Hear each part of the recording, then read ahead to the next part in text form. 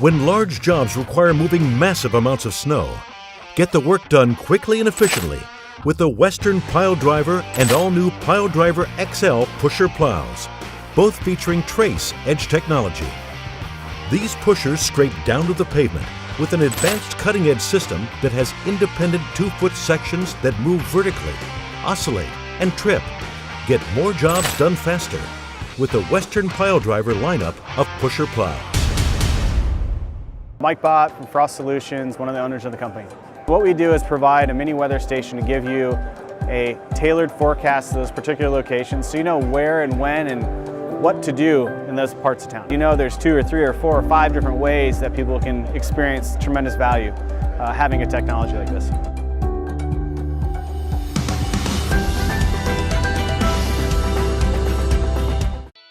Welcome to the Entrepreneurial Journey with your host, Dave Westcott. The Entrepreneurial Journey is a weekly podcast that streams live every Tuesday at 9:15 a.m. Pacific on Dave's YouTube channel and LinkedIn profile. Now here's Dave with this week's episode. Good morning and welcome to the Entrepreneurial Journey. I'm your host, Dave Westcott, and this morning I've got with me special guest Mark Moses of CEO Coaching International. Mark is the author of the international best-selling book, Make Big Happen and Making Big Happen, and is the CEO and founding partner of CEO Coaching International, which has coached more than 1,000 of the world's top high-growth entrepreneurs and CEOs in over 60 countries. Mark has won the Ernst & Young's Entrepreneur of the Year Award and the Blue Chip Enterprise Award for overcoming adversity. His last company ranked as the #1 fastest growing company in Los Angeles and number 10 on the Inc. 500 list of fastest growing private companies in the U.S. CEO Coaching International has appeared in the Inc. 5000 list for the last 8 years, and I believe since this it's even been 9. Mark has completed 12 full-distance Ironman triathlons, including the Hawaii Ironman World Championship 5 times. He also won the U.S. National Squash Championship in 1992. Mark competed in the London Marathon in 2019, qualifying him for the Boston Marathon. In May of 2019 at CEO Coaching International Summit, Mark had the honor of sitting down for an hour on stage with President George W. Bush to discuss entrepreneurship and life as a president. Mark has served on the board of the Children's Hospital of Orange County for several years. He grew up in Canada and currently lives in Miami Beach with his wife Yvette and 2 children, Darian and Mason. Good morning, my friend. Hey, good to see you again, Dave. Good to be with you. How did I do on the bio? Yeah, pretty good. Those couple pieces were a little outdated. It was, we're fortunate enough to be 10 times now on the Inc. 5000, which is pretty cool. We made the honor roll, which I didn't get to do honors too often in school, so getting into it in business is pretty cool. That is pretty cool, man. I try to get the best bio I can. It's a lot of fun reading that because I think there's just so many cool things that happened in there. National Squash Championship in 1992. What was that? Yeah, one day I played tennis in high school, and then my club went bankrupt, and they closed down the only place to play. And being that it's winter most of the time up there, that was the end of my tennis career. So then when I moved to California, I took up squash, and one day a guy didn't want to play with me because he didn't think I was good enough. I got really, really motivated. Took me a year to beat him, and then that was the last time I ever lost him. Went on and competed, played a lot of tournaments, and then won the championship. It was really, it was fun. It was inspiring. It was hard work. It was rewarding. It was good fun. You are a fierce competitor, my man, a fierce competitor. I want to jump into the CEO coaching because I think, that what I've learned in my 25-year career in business is that coaching is super important. And for many, many years, I like to get just, brutally honest, and I like to get down in that 5%. I always thought to myself, wait, I don't need coaching. Coaching, this is a joke. What are you talking about? I'm a coach. I can coach better than a coach. What do you mean that you're going to charge me so much money to be a coach? I don't need this coaching. And I thought that for many, many, many, many years. And I always thought it was kind of like a racket, And I'll tell you that I happened to hear you speak with Rich Ballett at the EO Alchemy, little plug to EO, Entrepreneurs Organization. And I heard you tell the story. You come in on the elephant. You're telling the story about what's going on. I loved it. You've got Make Big Happen, and then talk about Rich's story with Victra and about where they were at and what coaching did for him. And I said to myself, maybe there's something to this. I took a couple of pages of notes, and then I got your book. They were giving it away at the EO thing, and I read the book, and I was like, okay, this is crazy. And I read the book, and then I was like, wait a minute, I got to download this on audio so I can listen to it and take notes. And then I went to the website and I downloaded all the tools. I don't know how many of them there were, 25, 27 tools on there. And I said, okay, these tools are pretty impressive. And then I reached out and had a conversation, and I got hooked up with one of your coaches. And John Geigerich is the coach that I work with today. And I'll tell you that in my experience, what happened was I thought I knew everything that there was. I thought I was wealthy and successful, all these things. And I thought to myself, gosh, man, you know what? What I've learned here about coaching has been absolutely transformative in my career, in my business. And it's not just about business. It's also about this personal connection where, I'm going to be honest with you, I feel so connected to my coach emotionally, which is going to sound, weird and weak, or I don't know what it is. But at the end of the day, like, I've shared more things with my coach about my life personally, about struggles in my business, about tough things that I've been through, that like I have an emotional connection with this guy. If something happened, he's not only just a coach, he's a therapist, right? And the emotional connection is I share more with him on most things than I do with my wife, which is, I don't know if that's good or bad. Maybe I got my own problems there, but that is so transformative to business. And, I'm a heavy guy. I'm 335 pounds. John said, man, come run a marathon with me. And I said, okay, let's do it. And like, my life is changing, not only on the business side, but on the health side and the wellness side. So I love your mission of make big happen. And I love what it's done for me. And that's just my own personal, piece. But what is it that drives make big happen? What is it that was inside of you one day, coming from the businesses that you've grown, that said, I'm going to create this coaching business. I'm going to do it different, and I'm going to impact lives of the people who need my services? Well, man, you said a lot there. So I know. Sorry about that. I rambled. I'll try to respond to some of what you said. So, Dave, I've always had a coach. So I grew up playing competitive tennis, as I mentioned earlier, and every morning at 6:30, I would head out 6 days a week, and we would train with the coach. And then on Sundays, we would play for fun. When I took up squash, I hired a coach, and I was one of the top coaches in the world, and we trained every day. And then I would play for fun the other time of day. So I was playing twice a day. I got obsessed. But my coach really, I couldn't have won the championship, and I couldn't have really excelled as a player without all the work that this coach had me do. And a lot of the work was hard. When I was in business at 24 years old, I got my first coach. And I figured if it worked in my sports career, that it would work also for business. So over the years, I've had several coaches. One of the most impactful was a guy named Richard Carr, who was my coach for 10 years when I was running my mortgage company. And what I liked about that was there's a couple things that really stood out for me. One of them was having the difficult conversations about my own blind spots.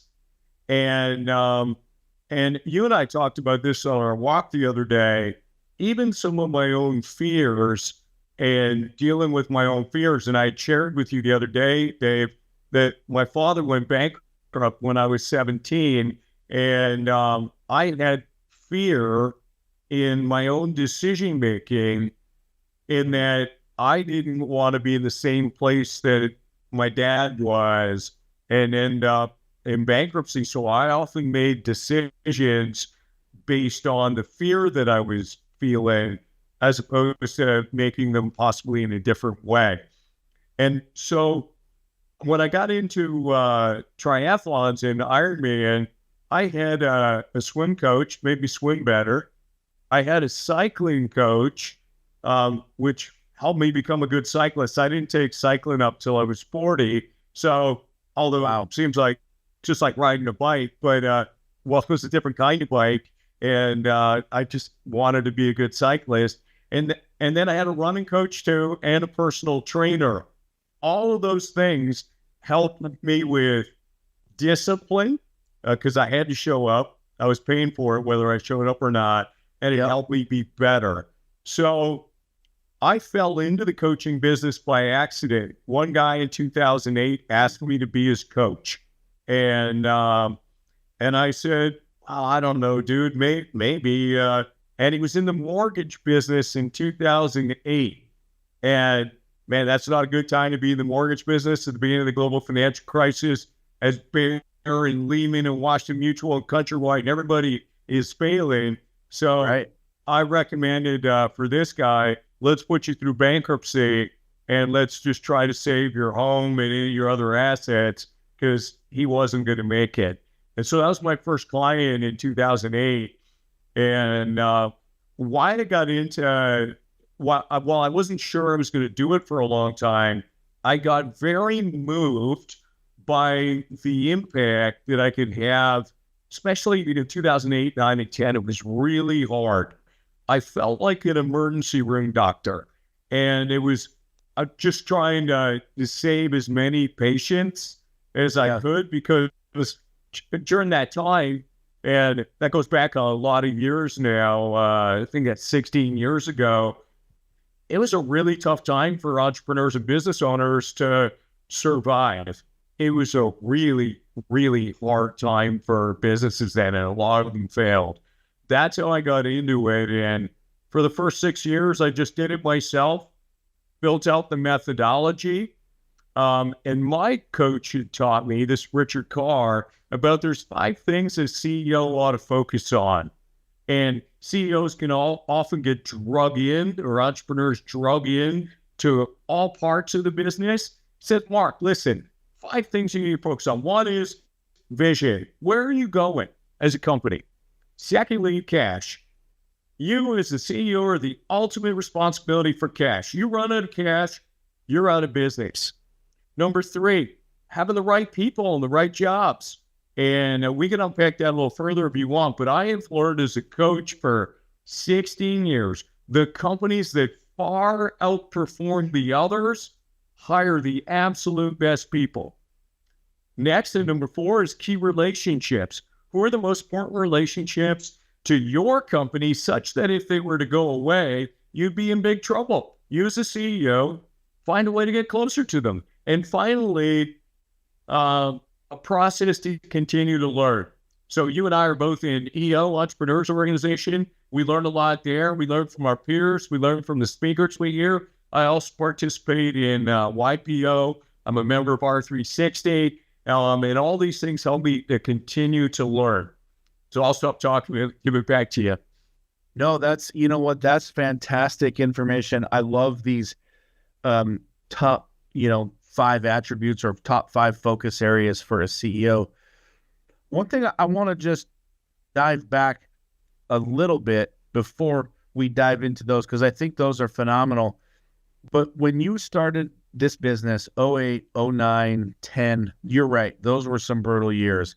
And those years are 16 years have passed since then.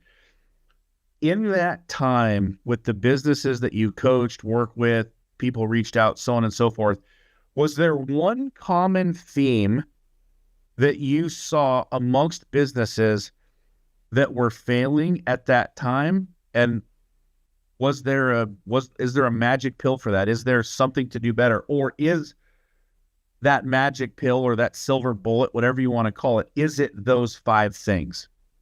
Well, you asked a very specific question, Dave, and it was about that time, 2008, 9, Yep. 10. And I would tell you that at that time, most people didn't understand their unit economics and how does my business really, really function? And at that time also, most people were struggling with a lack of cash and running out of cash.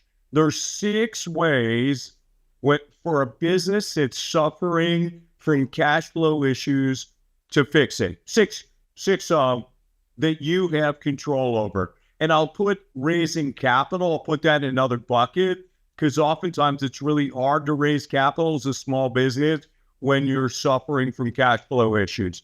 So the 6 ways to solve it are: 1, grow sales. So more sales, but make sure they're profitable ones. Number 2, gross margin. Find a way to increase your gross margin. Do more of where you have a higher gross margin and do less of where you have a less gross margin. Number 3, cut expenses. Number 4, reduce inventory if you have inventory. Number 5, speed up your accounts receivables. And number 6, slow down your accounts payable.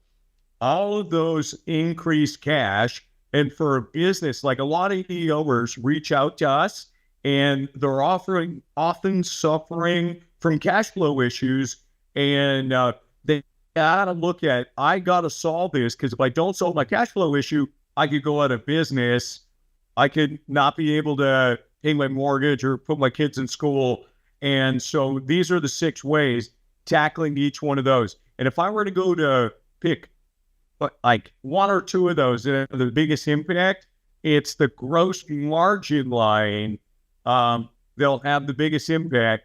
And then I learned through my coach when I was going through a real tough time, when you have to cut early, cut deep, and cut once. Because if you have to cut multiple times, you're spooking everybody else in the organization to think, uh-oh, I'm next. Wow. You know what? That is incredibly powerful stuff. Cash flow is an issue, and I hear that all the time. And, one thing that I've noticed is, and I won't say that it's true across the board, but one thing that I've noticed is that being in business a long time, I've been invited to sit on a lot of boards. And I've sat on a lot of boards for a lot of nonprofits. And in doing that, in the nonprofit boards that I've sat on, they're good with money. They don't run out of money, and they typically have some kind of reserve fund. Now, they've got whatever they're doing that, whatever that nonprofit is executing, and just like there's many different businesses out there. And now when I talk to business owners and CEOs, and I talk to many of them all of the time too, cash flow always seems to be a problem. Always seems to be a problem. What is, in your mind, the number 1 or number 2 thing that drives these cash flow issues into small businesses? Growing too fast, letting accounts receivable grow too quickly and get out of control, taking on too much inventory, not charging enough for the services that you provide, and Look, there was a guy that reached out to me from YPO years ago, and he said, "Can you help me?"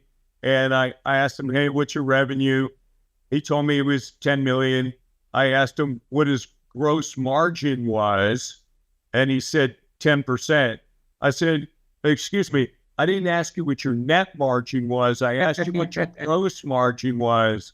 And he says, "Listen, Mark, I understand what gross margin is. I'm running at 10%. You will never make money if you have a gross margin at 10%.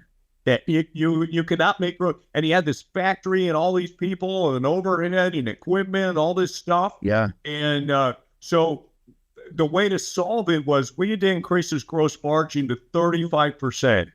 He thought that was impossible.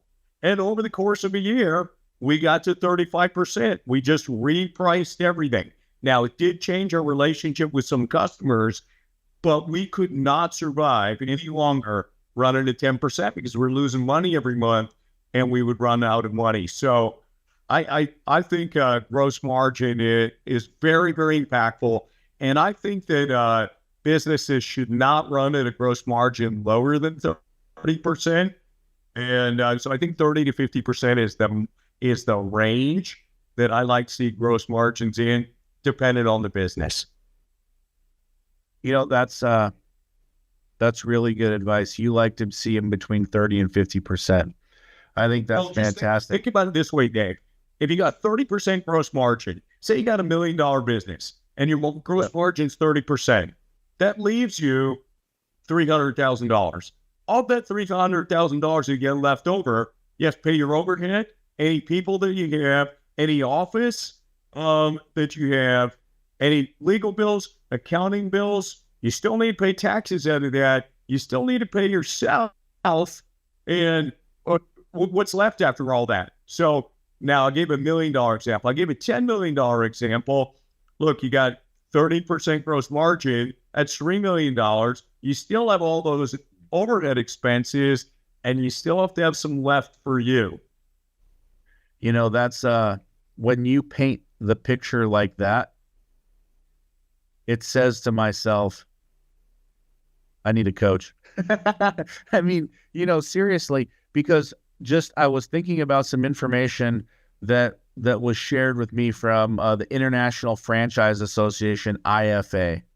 And I want to say that this data, I couldn't remember whether it came out in 2020 or 2021, but it was basically like the state of franchising. And what it said was that if you took all the franchises across, North America, and you were to put them, into a group, with the majority of them being in the USA, and you were to put them into a group, and this includes like Marriott Hotels, which is a franchise. It includes Subway, McDonald's, 7-Eleven, all of these brands that we shop at every single day. The average income was just north of $700,000 per individual franchise owner. And so when I hear you say, like, hey, if your margin is 30% on $1 million business, that's $300,000. I want to think of all of the franchise business owners out there who average $700,000 in revenue, and then take 30% off of that. Mark, my fear is that the entrepreneur is working for a wage that is less than if they went out and got a job. Dave, that's true. And I recommend everybody in that space to calculate. And not even the franchise guys, even the entrepreneur. As you're getting going, as an entrepreneur, as you know, it's if you calculate the 80 hours or so you're working per week, times what you're paying yourself, you're working for minimum wage or less a lot of the times. But I'll tell you what I've learned about the franchise business. And we coach Burger King, Jiffy Lube, we coach Domino's Pizza, and several other franchise organizations. We've coached 1-800-JUNK. And what I've learned about the franchise business is this, is if as a franchise owner, so if you're the franchisor and you're charging anywhere from 6 to 10% royalty. Okay. So 10 would arguably be the high end. So if you're making 10%, you got to pay out of that 10% all of your overhead, all the people, yourself, your office, everything. It is really, really thin. So if your only way of making money is that 10% or 8% or 6%, you're in big trouble. What a lot of franchise guys do as they're building their franchise business, they charge a $30,000 or $100,000 franchise fee, and they begin to live on that. But once they've sold out all the territories, the business in its own right is not self-sustaining at 6 to 10% royalty. The way franchise businesses make money is the following. For example, we were coaching Complete Nutrition, which was a spin-off of GNC. They had 185 franchise stores. They made on the products, the powder and pills that people would buy in their stores, they made 70% margin on the product. They didn't make any money on the franchise fee. That's what ended up paying their bills. What kept them in business and the profitability that was made was on the products that they sold. Wow, that's great stuff. And if you flip that to the franchisee who maybe owns the local unit or owns like 20 units or 100, whatever it breaks down to be, that 6 to 10% comes out of that margin because that's typically on the gross from what I've seen. And so now you need to charge even more to be profitable and to be successful because you're losing 6 to 10% to the franchisee. Is that how you would see that? Yeah, to the franchisor. Yes, that comes right off the top. And look, a good franchise business, like probably Chick-fil-A might be the one that does the most volume, I think, or one of the top ones. They do about 3 million and $3 million a year per location. And but even still, after you pay all your overhead and you pay the franchisor and all the product costs and all that, I don't know what you're running, but it's a smaller number even for some of the best franchises. I agree, because I don't know if you've ever been to a Chick-fil-A or the last time you were at a Chick-fil-A, like there's like 20 people working in there, man. There's like 5 people outside taking your orders, running you through the line. There's cooks, there's multiple shifts. It's open 6 days a week, whatever's going on. So it's definitely low on the margin. When you talk about the top 5 things that a CEO has to do, it starts with vision. How do you get a CEO to recognize that they have to cast that vision? Some of them, maybe they're more introverted. They don't like talking in front of people. They don't know what to say. How do you get them to that point? Yeah, well, ask them what success is. And so what's success 10 years from now? That's pretty bold. So what's the dream of your business? And so that could be whatever the entrepreneur wants it to be. Like, for example, you and I talked about Rich Valent. Rich Valent wanted to build $1 billion business. And that's a really bold goal. The guys that task us, when I was coaching for 8.5 years, I coached the founders and leadership team at Taskus. When I met them, there were $6 million in revenue, and Bryce said to me at the time, "I want to do $1 billion in revenue." And it's such a big leap from 6 million to $1 billion, and but that was vision. He was fired to do that. And last year they did 950. So hey, they're almost there. Rich did over 3 billion last year, and so setting out big goals, having a big, hairy, audacious goal, we call it hot, huge, outrageous target, something that you can get behind and get aligned to, And I think if I think back to what Pepsi's vision was years ago, it might even still be today, I don't know, but it was beat Coke.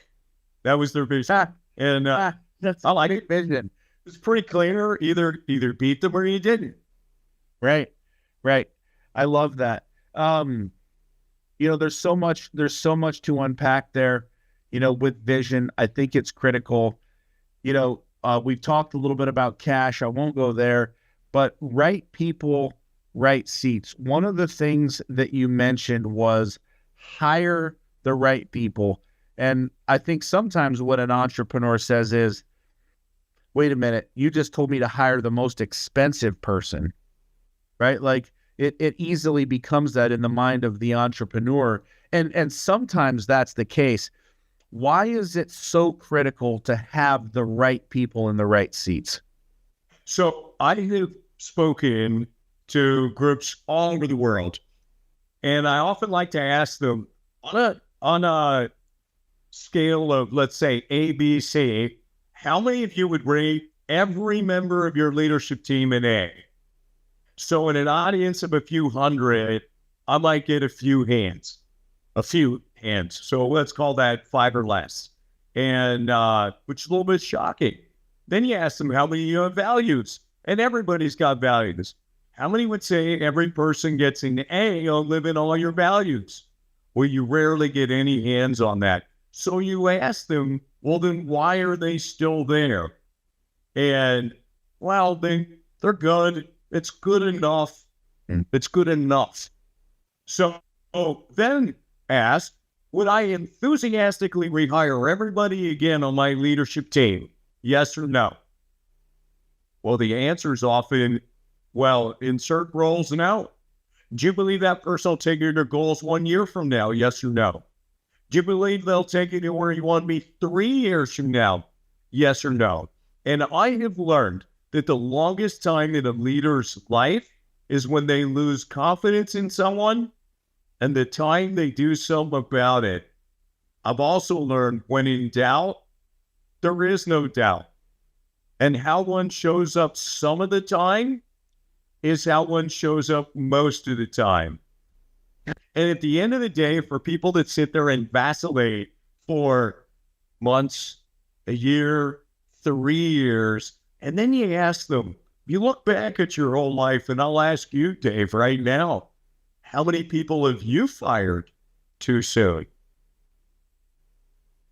I appreciate you put me on the spot like that. I would say that I've never fired somebody too soon. It's like everybody said, well, I've never fired anybody too soon. Too long? I always take way too long. So yeah. At the end of the day, when the jury is out, the verdict is usually in. I've got a question about that. And I'm just thinking of myself sitting in the audience, and I'm thinking of myself today as a business owner. And as a business owner, I hear you saying, hey, man, you know what? If you've lost faith in Johnny or whatever his name is, or her name, if you've lost faith in that person, you have to make the change. You have to make the move, but you're in the middle of the biggest job you've ever taken on, or the biggest project or initiative or whatever it is.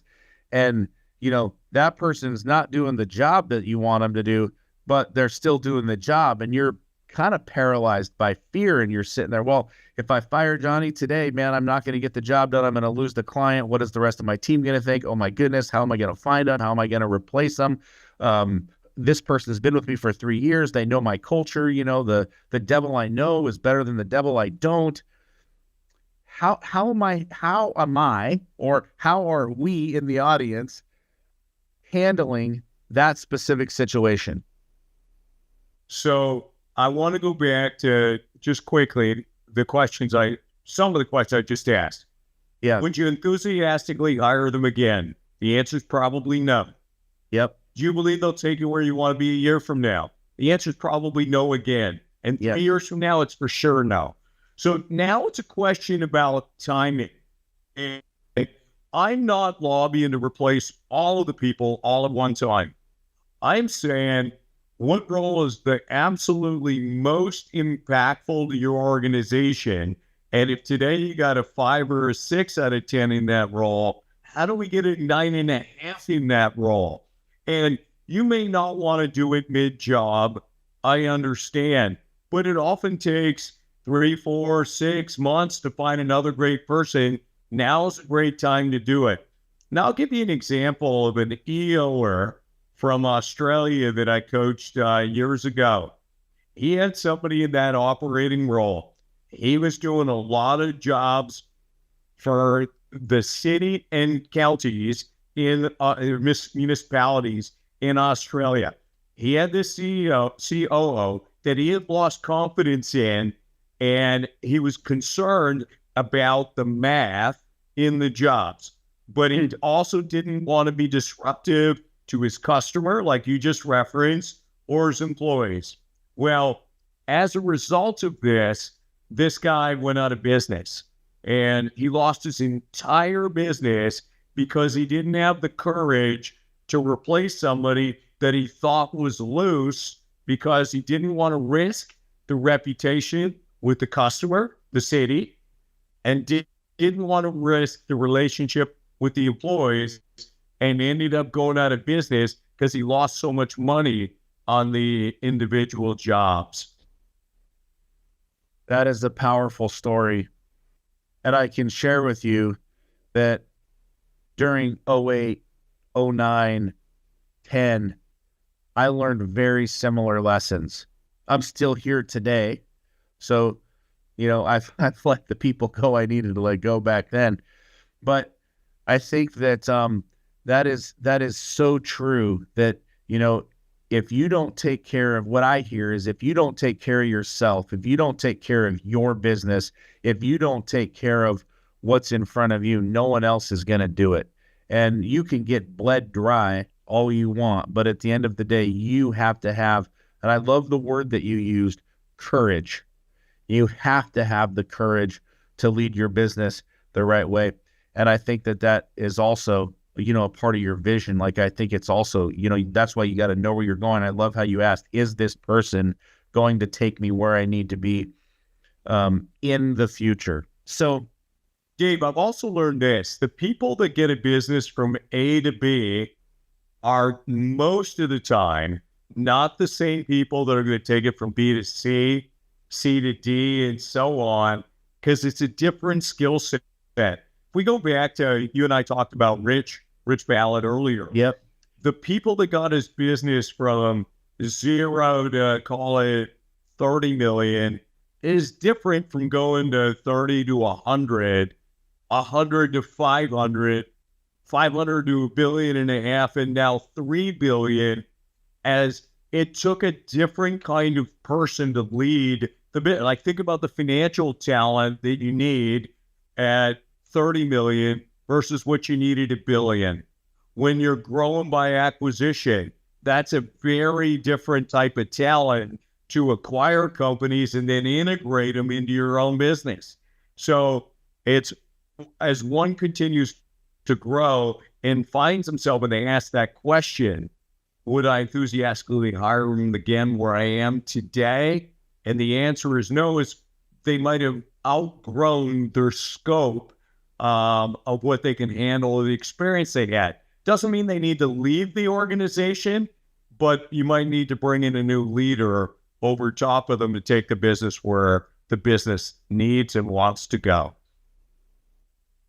I love that, and it brings me to one question. I know we're getting short on time, so I'll kind of end it here, close to here, right? With I've got this question. So the CEO is growing the business and they're engaged in the business, and a lot of CEOs get what I'll call imposter syndrome, where they replace the team. The people who got you from A to B aren't going to get you from C to D. I agree completely, and the question sometimes becomes, well, why does he get to stay? Or how does he get to stay? Wait a minute, I'm the one who got him here. He didn't do that. And a lot of times the CEO can start to feel insecure about their own abilities and their own education when they bring in that talent that might be, smarter, or they might think is smarter than them. How do you coach the CEO through that imposter syndrome? Hey, Dave, that's a great question. That comes up a lot, right? It's I just sold my company to private equity. I have never ran a PE-backed company before, and I got a partner like Bain or Blackstone, and it's like, oh my God, how do I lead this now? Am I capable of leading a business like this? Or I need to bring on some people way more talented than me, maybe even meaningfully older than me. How do I lead them when I've never been down this road before? Yeah. And these are great. And this is a very normal for the entrepreneur to go through this. At the end of the day, you're still the owner, right? So you built this business with your own two hands, and it's your job to put the best talent in place. Make sure they get you and the talent that you bring on get aligned with where you want to go, agree on where you want to go, and then let them lead. And just make sure that you're looking at the metrics and the scorecards so you don't have what happened to that guy in Australia. And despite him knowing that, and despite him bringing on somebody meaningful and older who arguably had the talent, you still need to inspect what you expect while giving them the authority to lead and not micromanage them. As a coach, I've heard so many times when entrepreneurs hire some big talent from maybe a major firm like Pepsi or Sony or somebody like that, and now they got, I got some great talent, and then they're smothering them and micromanaging them. Those people won't stay if they're operating that way. Agree on the vision, agree on the annual goals and the quarterly goals, have a process to keep score and inspect what you expect, but let them lead. Man, that is absolutely fantastic advice. And a lot of what I hear in that too is, even with those executive teams that you're bringing on, you still have to have the courage. You have to have those metrics, and then you have to hold them accountable. There's a lot of accountability in there where you're not micromanaging them, because players don't want to be micromanaged, and that's not beneficial or good for growth, in my opinion. But you're still casting that vision. You're still holding them accountable. You're still ensuring that they're doing the job that you're paying for. Do you agree with that? I do. And I like a process of the quarterly rhythms to check in. What went right this quarter? What went wrong? What did we learn? How did we do on our goals compared to how we said we would do? How did we do on the specific and measurable activities we said we would keep score on that would lead to the outcome that we wanted? And by following that process every quarter and then setting the goals for the next quarter, where do we want to be by the end of next quarter? What are the specific and measurable activities we're going to keep score on to drive that outcome? Keeping score by person will enable a firm to keep moving the ball and enable the CEO or entrepreneur to keep track. Are we doing what we said we would do? Absolutely incredible. This has been a fantastic show. I am a believer in CEO coaching. I'm a believer in what you've built. I'm a believer in the CEO Summit that happens in April, one of the most impactful, incredible summits that I've ever been to. Last year was on AI driven, was a lot of what was talked about there, a lot of health, AI, that sort of thing. For me in my own personal journey, CEO Coaching International has been a game changer. If anybody in the audience today wants to learn more about CEO coaching, if they want to take their business to the next level, and I'll even go as bold and as to say this, like, if you aren't working with CEO Coaching International and you're a coach or a business owner, like, you're making a mistake. You got to figure this thing out, and these team members, these coaches really provide those tools. How can somebody get in touch with your team today? Yeah, they could just reach out to us at ceocoachinginternational.com. They could reach out to me directly, Mark Moses at ceocoachinginternational.com, and I can direct them to the right place. And despite us, and me running a coaching company, I use one of our coaches to coach me, and I use another one of our coaches to run our quarterly planning session every quarter. And I pay them the same rate that our clients pay. Wow. Yeah, true story. And that's incredible. I believe it's so impactful. It makes a difference. I try not to run my meeting because if I ran it, I would come in too hot and maybe smother others. So I have a facilitator do it, and I try to be the last one to speak.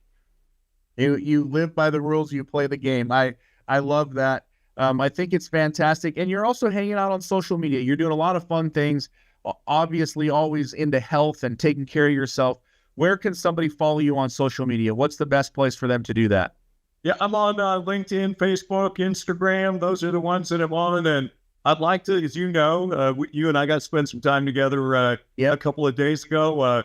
I'm always up for do something fitness-wise, and I like to have fun. That's awesome. This has been a fantastic show. Do yourself a favor. Reach out to Mark. Reach out to his team. Reach out to CEO Coaching International. For me, it's been the greatest investment in myself and my business. Take it from there. This is the Entrepreneurial Journey. We are back every Tuesday morning, 9:15 a.m. Pacific Standard Time. And check it out. Follow me on LinkedIn, Facebook, Instagram, anywhere where it's social. I'm hanging out. Check out the YouTube channel. I'm training for a marathon. We're having a lot of fun with that. Thank you so much, and we will see you next week. Mark, it's been an absolute pleasure. I'll see you at the marathon, Dave. Yes, sir. Looking forward to it. See you, man. Yes, sir. We'll talk soon. Okay, cheers. Mike Bott from Frost Solutions, one of the owners of the company. What we do is provide a mini weather station to give you a tailored forecast to those particular locations so you know where and when and what to do in those parts of town. You know there's 2 or 3 or 4 or 5 different ways that people can experience tremendous value having a technology like this.